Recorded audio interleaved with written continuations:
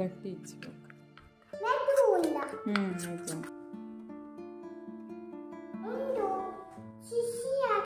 Hello ನಮಸ್ತೆ, ನಾನು ನಿಮ್ಮ Akshita. Welcome to family logs. ಇವತ್ತಿನ video a day in my life. Special ಆಗಿ ಟೋಡ್ಲರ್ ಮಾಮ್ ಬಗ್ಗೆ ಒಂದು ವಿಡಿಯೋ ಅಂತ ಹೇಳಬಹುದು. ಬೆಳಗಿನ ತಿಂಡಿಗೆ ಇವತ್ತು ಮಿಲೆಟ್ ದೋಸೆ ಮಾಡಿದ್ವಿ. ಯಾವಾಗಲೂ ಅಕ್ಕಿ ಅಕ್ಕಿ ಅಕ್ಕಿ ಅನ್ನೋದಕ್ಕಿಂತ ಸ್ವಲ್ಪ ಚೇಂಜಸ್ ಇರಲಿ ಅಂತ ಹೇಳಿ ರಾಗಿ, ಗೋಧಿ ಅಥವಾ ಬೇರೆ ಮಿಲೆಟ್ಸ್ ಅನ್ನ ಇನ್ಕ್ಲೂಡ್ ಮಾಡೋದು ಸ್ವಲ್ಪ ಜಾಸ್ತಿ ಮಾಡ್ತಾ ಇದ್ದೇನೆ. ಅಂದ್ರೆ ಫುಡ್ ರೂಟೀನ್ ಸ್ವಲ್ಪ ಚೇಂಜಸ್ ಮಾಡ್ತಾ ಇದ್ದೇನೆ. ಅಂಡ್ ಮಕ್ಳಿಗೆ ಕೂಡ ತುಂಬಾ ಒಳ್ಳೇದಲ್ವಾ, ಯಾವಾಗ್ಲೂ ಒಂದೇ ತರದ್ದು ಫುಡ್ ಕೊಡೋದಕ್ಕಿಂತ ಬೇರೆ ಬೇರೆ ತರ ಫುಡ್ ಅನ್ನ ಟ್ರೈ ಮಾಡಿದ್ರೆ ಮಕ್ಕಳು ಕೂಡ ಇಷ್ಟಪಟ್ಟು ತಿಂತಾರೆ. ಅಂಡ್ ಹೆಲ್ತಿಗೆ ಕೂಡ ತುಂಬಾ ಒಳ್ಳೇದು. ನಮ್ಮ ಹೆಲ್ತ್ಗೆ ಬೇಕಾಗುವಂತಹ ಎಲ್ಲ ನ್ಯೂಟ್ರಿಯೆಂಟ್ಸ್ ಸಿಗುವ ಹಾಗೆ ನೋಡ್ಕೊಳ್ಬೇಕಾದದ್ದು ನಾವೇ ಅಲ್ವಾ ಅಂತ ಹೇಳಿ ಈ ಡಯಟ್ ಪ್ಲಾನ್ ಸ್ವಲ್ಪ ಚೇಂಜ್ ಮಾಡ್ತಾ ಇದ್ದೇನೆ. ರೀಸೆಂಟ್ ಆಗಿ ಶುರು ಮಾಡಿದ್ದೆ ಇದು.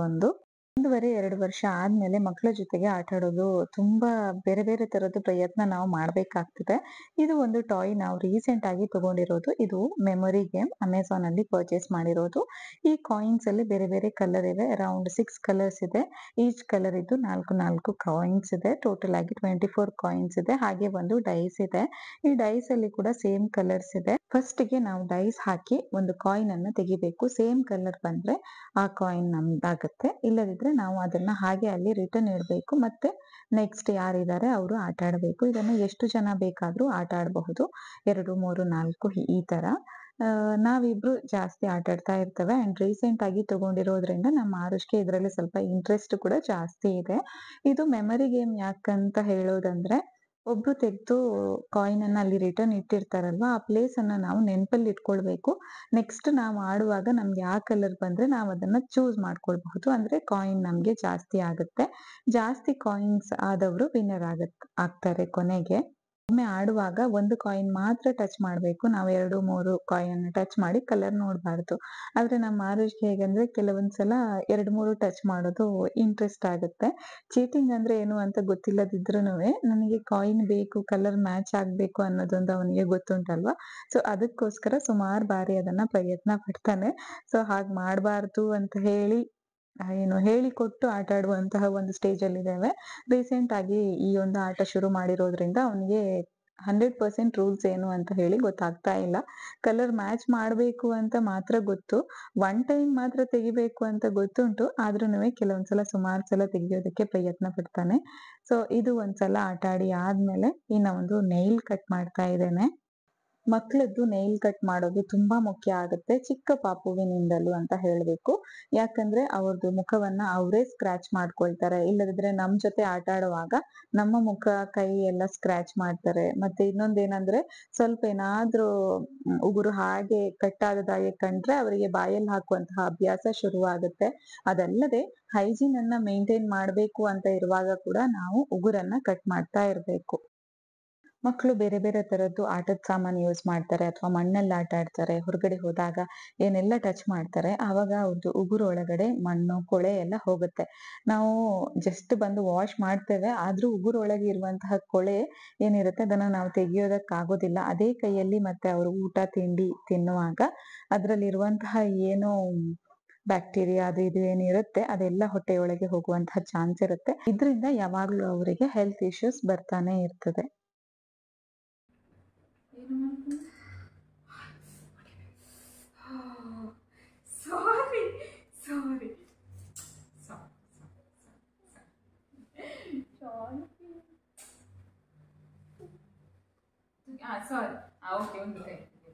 ಸಾರಿ. ಟ್ರಸ್ಟ್ ಇಶ್ಯೂ అంటే అవి అవేనే మన ఉతుకే ఉంటుంది. ಸಾರಿ. ಉಗುರು ಕಟ್ ಮಾಡುವಾಗ ಆಗಿರಬಹುದು, ಅಥವಾ ಯಾವುದೇ ಒಂದು ಕೆಲಸಗಳನ್ನ ನಾವು ಮಕ್ಕಳ ಕೆಲಸಗಳನ್ನ ನಾವು ಮಾಡುವಾಗ ಸ್ವಲ್ಪ ಜಾಗೃತೆಯಿಂದ ಮಾಡಬೇಕು. ಯಾವಾಗ್ಲೂ ನಾನು ಕೂಡ ತುಂಬಾ ಕೇರ್ ತಗೊಳ್ತೇನೆ. ಆದ್ರೆ ಇವತ್ತು ಮಾತ್ರ ಪಾಪ ಅವನಿಗೆ ತಾಗಿತ್ತು. ನಾನು ನೇಲ್ ಕಟ್ ಮಾಡುವಾಗ ಅದು ಇನ್ನೊಂದು ಫಿಂಗರ್ ಅನ್ನ ಅವ್ನು ಹೀಗ್ ತಂದ, ಅದು ಸ್ವಲ್ಪ ತಾಗಿತ್ತು. ತುಂಬಾ ಜಾಸ್ತಿ ಏನು ಅಲ್ಲ.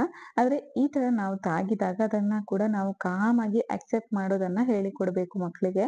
ಸಾರಿ, ಗೊತ್ತಿಲ್ಲದೆ ಆಯ್ತು, ಇಂಥದ್ದೆಲ್ಲ ವರ್ಡ್ಸ್ ಅನ್ನ ನಾವು ಈ ಏಜ್ ಅಲ್ಲೇ ಹೇಳಿಕೊಡ್ಬೇಕು. ಸಾರಿ ಆಗಿರ್ಬಹುದು, ಪ್ಲೀಸ್, ಥ್ಯಾಂಕ್ಸ್, ಇಂಥದ್ದೆಲ್ಲ ವಿಷಯ ಈ ಟೋಡ್ಲರ್ ಏಜ್ ಅಲ್ಲೇ ಹೇಳಿಕೊಟ್ರೆ ಅವರಿಗೆ ಮುಂದಿನ ಜೀವನಕ್ಕೆ ಅದು ತುಂಬಾ ಹೆಲ್ಪ್ ಆಗುತ್ತೆ. ನಾನೊಂದು ಇಂಡಿಪೆಂಡೆಂಟ್ ಟೋಡ್ಲರ್ ಅಂತ ಹೇಳಿ ಒಂದು ವಿಡಿಯೋ ಮಾಡಿದ್ದೆ ಒಂದು ಫ್ಯೂ ಮಂತ್ಸ್ ಬ್ಯಾಕ್. ಅದನ್ನು ನಾನು ಡಿಸ್ಕ್ರಿಪ್ಷನ್ ಅಲ್ಲಿ ಕೂಡ ಟ್ಯಾಗ್ ಮಾಡಿರ್ತೇನೆ, ನೀವು ಚೆಕ್ ಮಾಡಿ ಅದನ್ನ. ಸೊ ಇಂಥದ್ದೆಲ್ಲ ಸಣ್ಣ ಪುಟ್ಟ ಥಿಂಗ್ಸ್ ತುಂಬಾ ಮ್ಯಾಟರ್ ಆಗುತ್ತೆ. ಇವಾಗ ಅವನಿಗೆ ನೋವು ಆದ್ರೂನುವೆ ಪಾಪ ಕಾಮ್ ಆಗಿ ಅವನು ಕೂಡ ಆಕ್ಸೆಪ್ಟ್ ಮಾಡಿದ ಅಂಡ್ ನನ್ನ ಕೆಲಸವನ್ನು ನಾನು ಕಂಟಿನ್ಯೂ ಮಾಡಿದೆ. ಈ ಒಂದು ನೈಲ್ ಕಟರ್ ಅವನ ಹುಟ್ಟಿದಾಗ ನಾನು ತಗೊಂಡಿರೋದು, ಇನ್ನೂ ಕೂಡ ಯೂಸ್ ಆಗ್ತಾ ಇದೆ. ಅದರಲ್ಲಿ 3-4 ಸೆಟ್ಸ್ ಇತ್ತು. ಅದನ್ನ ಅವನ ಏಜಿನ ಪ್ರಕಾರ ನಾನು ಯೂಸ್ ಮಾಡೋದು. ಬೆಳಗ್ಗಿನ ಸ್ನಾಕ್ಸಿಗೆ ಇವತ್ತು ಪೊಮೊಗ್ರೆನೇಟ್ ಕೊಟ್ಟಿರೋದು ನಾನು. ಪೊಮೊಗ್ರೆನೇಟ್ ಆಗಿರ್ಬೋದು ಅಥವಾ ಯಾವುದೇ ಹಣ್ಣುಗಳನ್ನ ಆರಾಮಾಗಿ ತಿಂತಾನೆ. ಅದನ್ನ ಕೂಡ ನಾನು ಅಷ್ಟೇ ಮುಂಚಿನಿಂದಲೂ ಅವನಿಗೆ ಅಭ್ಯಾಸ ಮಾಡಿದ್ದೇನೆ. ಹಣ್ಣು ತರಕಾರಿ ಏನಿದ್ರೂನುವೆ ಆಕ್ಸೆಪ್ಟ್ ಮಾಡುವ ಹಾಗೆ, ಎಲ್ಲದ್ರದ್ದು ಟೇಸ್ಟ್ ಅವನಿಗೆ ಗೊತ್ತುಂಟು. ಹಾಗಾಗಿ ಯಾವ್ದು ಇಷ್ಟ ಇಲ್ಲ, ಯಾವ್ದು ಯಾವಾಗ ತಿನ್ಬೇಕಂತ ಹೇಳಿ ನೀಟಾಗಿ ಗೊತ್ತುಂಟು. ಪೊಮೊಗ್ರೆನೇಟ್ ಎಲ್ಲ ಕೊಡುವಾಗ ಆದಷ್ಟು ಚಿಕ್ಕ ಸೈಜ್ನ ಸ್ಪೂನ್ ಸೆಲೆಕ್ಟ್ ಮಾಡೋದು ತುಂಬಾ ಮುಖ್ಯ. ಕೆಲವೊಂದ್ಸಲ ನಾನು ಕೂಡ ಅದನ್ನ ಮಿಸ್ ಮಾಡ್ತೇನೆ. ಇವತ್ತು ಆವಾಗ್ಲೇ ನಾನು ಸ್ವಲ್ಪ ದೊಡ್ಡ ಸೈಜ್ನ ಸ್ಪೂನ್ ಕೊಟ್ಟಿದ್ದೆ. ಇಂತಹ ಫ್ರೂಟ್ಸ್ ಚೆನ್ನಾಗಿ ಜಗ್ದು ತಿನ್ಬೇಕಲ್ವಾ, ಅವರು ಸ್ಪೂನ್ ಫುಲ್ ತಿಂದ್ರೆ ಅವ್ರಿಗೆ ಜಗಿಯೋದಕ್ಕೆ ಸ್ವಲ್ಪ ಕಷ್ಟ ಆಗಬಹುದು. ಅದಕ್ಕೋಸ್ಕರ ಮತ್ತೆ ನನ್ನ ಸ್ಪೂನ್ ಅನ್ನು ರೀಪ್ಲೇಸ್ ಮಾಡಿ ಸ್ವಲ್ಪ ಚಿಕ್ಕ ಸೈಜ್ನ ಸ್ಪೂನ್ ಕೊಟ್ಟೆ. ನಾನು ಅವಾಗ್ಲೇನು ಕೆಲಸ ಮಾಡ್ತಿದ್ದೆ, ಸ್ಲೇಟಲ್ಲಿ ಅವನಷ್ಟಕ್ಕೆ ಅವನು ಬರೆದಿಟ್ಟಿದ್ದ. ಕೆಲವೊಂದು ಆಲ್ಫಾಬೆಟ್ಸ್ ಅನ್ನ ನೀಟಾಗಿ ಬರೀತಾನೆ, ಕೆಲವೊಂದು ಉಲ್ಟಾ ಆಗುತ್ತೆ, ಕೆಲವೊಂದು ಬರೆಯೋದಕ್ಕೆ ಗೊತ್ತಿಲ್ಲ. ನಾವು ಕೈ ಹಿಡಿದು ಬರೆಯೋದಕ್ಕೆ ಯಾವತ್ತೂ ಅವನಿಗೆ ಹೇಳಿಕೊಡ್ಲಿಲ್ಲ. ಬಟ್ ನಾವು ಅವನ ಎದುರಿಗೆ ಯಾವಾಗ್ಲೂ ಬರಿತಾ ಇರ್ತೇವೆ, ನಾನಾಗಿರ್ಬಹುದು ಮನೆಯಲ್ಲಿ ಯಾರಾದ್ರೂನುವೆ. ಸೊ ಅದನ್ನ ನೋಡಿ ಅವನು ಕಲ್ತದ್ದಷ್ಟೇ. ಕೆಲವೊಂದು ಆಲ್ಫಾಬೆಟ್ಸ್ ಇನ್ನು ಉಲ್ಟಾನೇ ಇದೆ, ಇನ್ನು ಅದನ್ನ ಸರಿ ಮಾಡ್ಬೇಕು.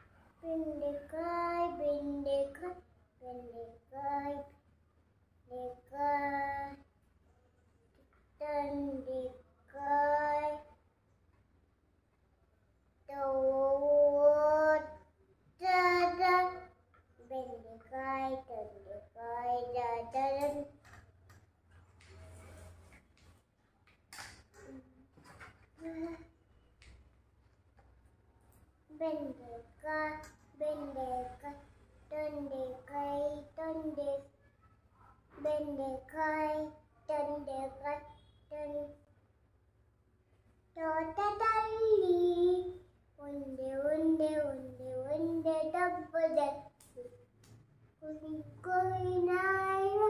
ಲಲ್ಲಿದೆ ಲಲ್ಲಿದೆ ಜಜಲ ಮೂಲ ಮಲಗಿದೆ ಮಲಗಿದೆ ಕಲಪ ಓದಿದೆ ಓದಿದೆ ಕಲಪಸ ಒಂದು ಉಲ್ಲೂದಿ ಉಲ್ಲೂದಿ ಹಾ ಹಾ ಹಾ